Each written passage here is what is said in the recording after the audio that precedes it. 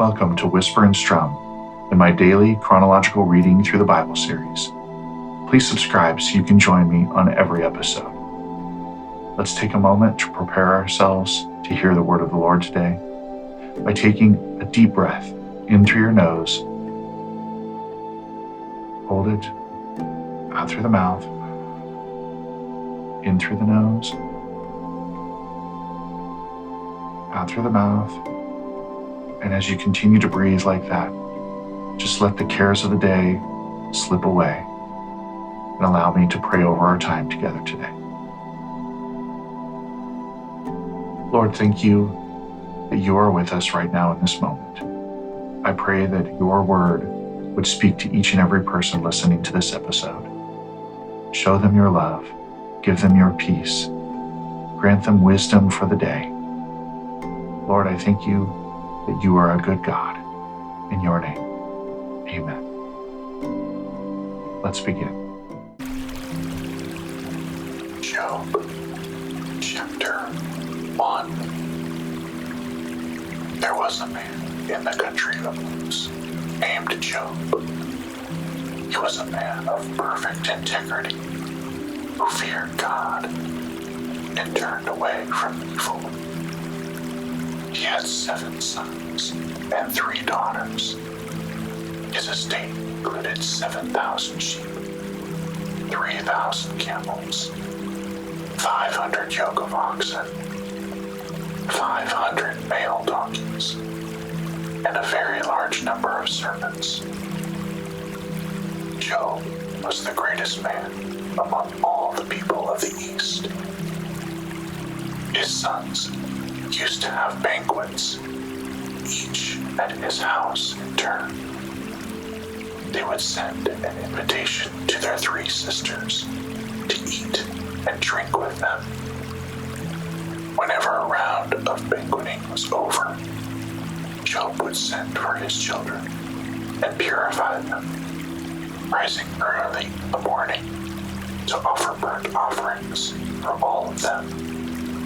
For Job thought, perhaps my children have sinned, having cursed God in their hearts. This was Job's regular practice. One day, the sons of God came to present themselves before the Lord, and Satan also came with them. The Lord asked Satan, "Where have you come from?" "From roaming through the earth," Satan answered, "and walking around on it." Then the Lord said to Satan, "Have you considered my servant Job? No one else on earth is like him, a man of perfect integrity, who fears God and turns away from evil." Satan answered the Lord, "Does Job fear God for nothing? Haven't you placed a hedge around him, his household, and everything he owns? You have blessed the work of his hands, and his possessions are spread out in the land. But stretch out your hand and strike everything he owns, and he will surely curse you to your face." "Very well," the Lord said to Satan. "Everything he owns is in your power. However, you must not lay a hand on Job himself." So Satan went out from the Lord's presence. One day, when Job's sons and daughters were eating and drinking wine in the oldest brother's house, a messenger came to Job and reported, while the oxen were plowing and the donkeys grazing nearby, the Sabaeans swooped down and took them away. They struck down the servants with the sword, and I alone have escaped to tell you." He was still speaking when another messenger came and reported, "A lightning storm struck from heaven. It burned up the sheep and the servants, and devoured them, and I alone have escaped to tell you. That messenger was still speaking when yet another came and reported. The Chaldeans formed 3 bands, made a raid on the camels, and took them away. They struck down the servants with the sword, and I alone have escaped to tell you. He was still speaking when another messenger came and reported. Your sons and daughters were eating and drinking wine in their oldest brother's house. Suddenly, a powerful wind swept in from the desert and struck the 4 corners of the house. It collapsed on the young people, so that they died, and I alone have escaped to tell you. Then Job stood up, tore his robe, and shaved his head. He fell to the ground and worshipped, saying, Naked I came from my mother's womb, and naked I will leave this life. The Lord gives, and the Lord takes away. Praise the name of the Lord. Throughout all this, Job did not sin or blame God for anything.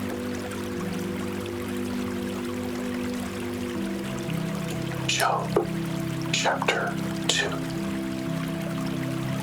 One day, the sons of God came again to present themselves before the Lord, and Satan also came with them to present himself before the Lord. The Lord asked Satan, Where have you come from? From roaming through the earth, Satan answered him, and walking around on it. Then the Lord said to Satan, Have you considered my servant Job? No one else on earth is like him, a man of perfect integrity, who fears God and turns away from evil. He still retains his integrity, even though you incited me against him to destroy him without just cause. Skin for skin, Satan answered the Lord. A man will give up everything he owns in exchange for his life. But stretch out your hand and strike his flesh and bones, and he will surely curse you to your face. Very well, the Lord told Satan. He is in your power. Only spare his life. So Satan left the presence of the Lord and infected Job with incurable boils from the sole of his foot to the top of his head. Then Job took a piece of broken pottery to scrape himself while he sat among the ashes.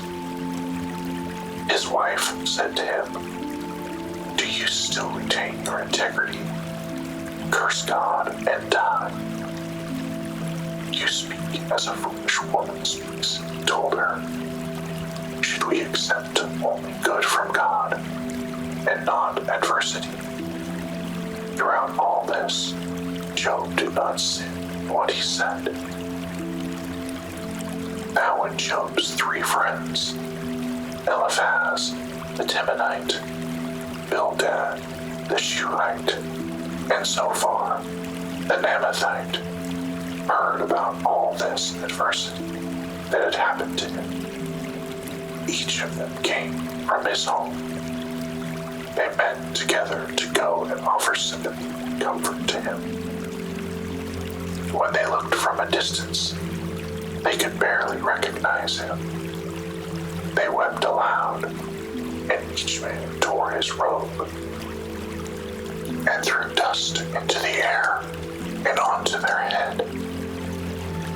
Then they sat down on the ground with him 7 days and nights, but no one spoke a word to him, because they saw that his suffering was very intense. Job, chapter 3. After this, Job began to speak and cursed the day he was born. He said, "May the day I was born perish, and the night when they said, a boy is conceived. If only that day had turned to darkness. May God above not care about it, or light shine on it. May darkness and gloom reclaim it, and a cloud settle over it. May an eclipse of the sun terrify it, if only darkness had taken the night away. May it not appear among the days of the year, or be listed in the calendar. Yes, may the night be barren. May no joyful shout be heard in it. Let those who curse certain days cast a spell on it.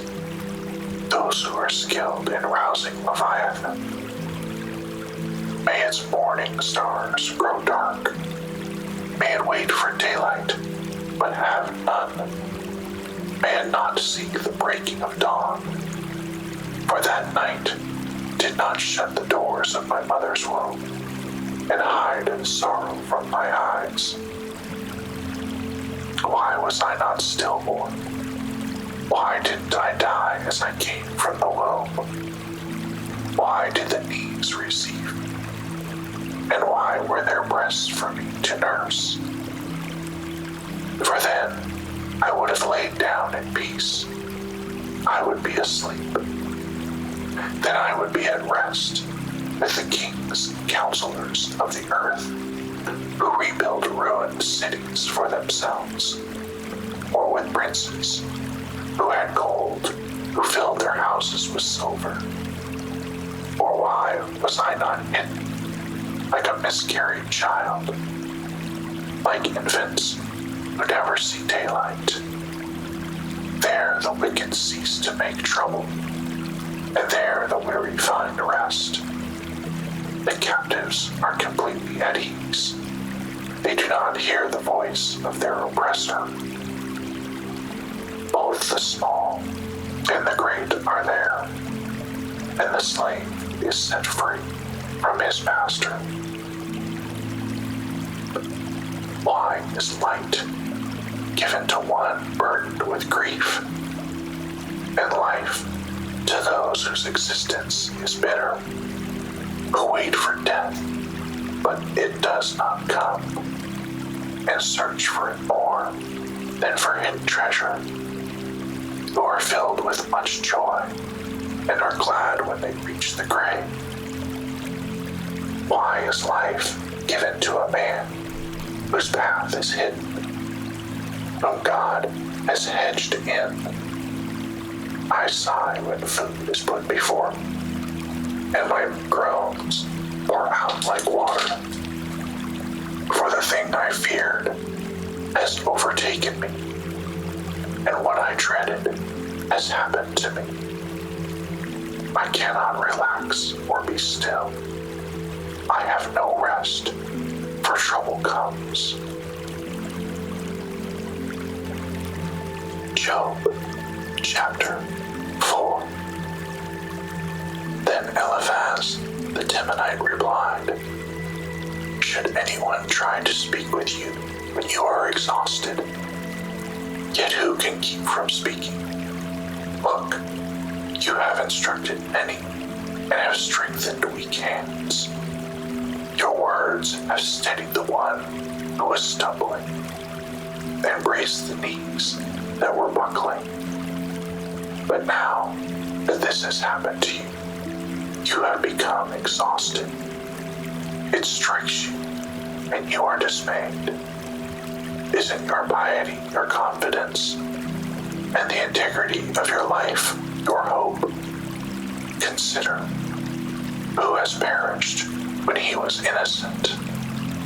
Where have the honest been destroyed? In my experience, those who plow injustice and those who sow trouble reap the same. They perish at a single blast from God and come to an end by the breath of his nostrils. The lion may roar, and the fierce lion growl, but the fangs of young lions are broken. The strong lion dies if it catches no prey, and the cubs of the lioness are scattered. A word was brought to me in secret.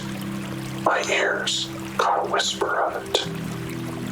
Among unsettling thoughts, from visions in the night, when deep sleep descends on men, fear and trembling came over me and made all my bones shake.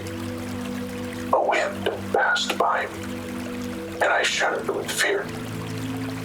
A figure stood there, but I could not recognize its appearance.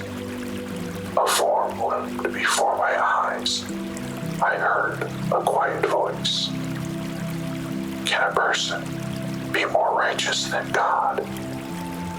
Or a man more pure than his maker?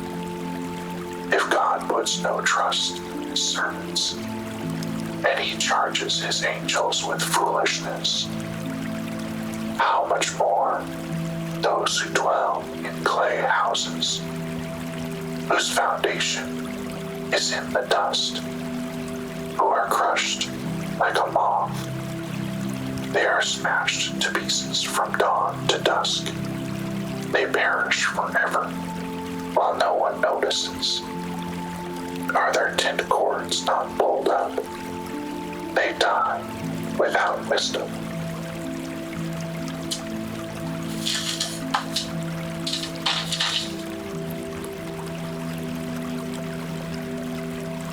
Job, chapter 5. Call out if you please. Will anyone answer you? Which of the holy ones will you turn to? For anger kills a fool, and jealousy slays the gullible. I have seen a fool taking root, but I immediately pronounced a curse on his home. His children are far from safety. They are crushed at the city gate, with no one to defend them. The hungry consume his harvest, even taking it out of the thorns. The thirsty pant for his children's wealth, for distress does not grow out of the soil, and trouble does not sprout from the ground. But mankind is born for trouble, as surely as sparks fly upward. However, if I were you, I would appeal to God and would present my case to him.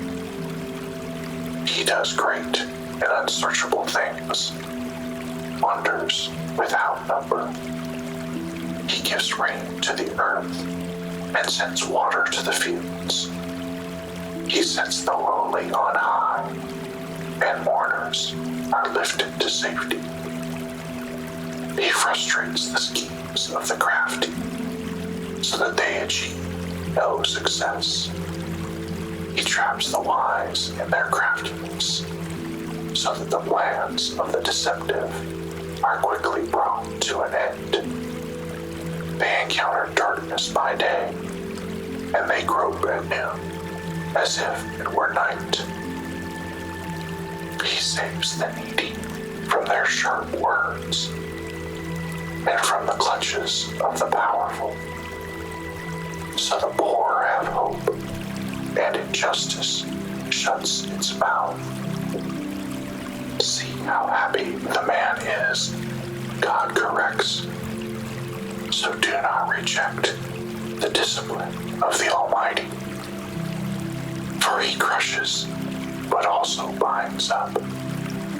He strikes, but his hands also heal. He will rescue you from 6 calamities. No harm will touch you. 7. In famine, he will redeem you from death, and in battle, from the power of the sword. You will be safe from slander, and not fear destruction when it comes. wrath and destruction and hunger, and not fear the animals of the earth. For you will have a covenant with the stones of the field, and the wild animals will be at peace with you.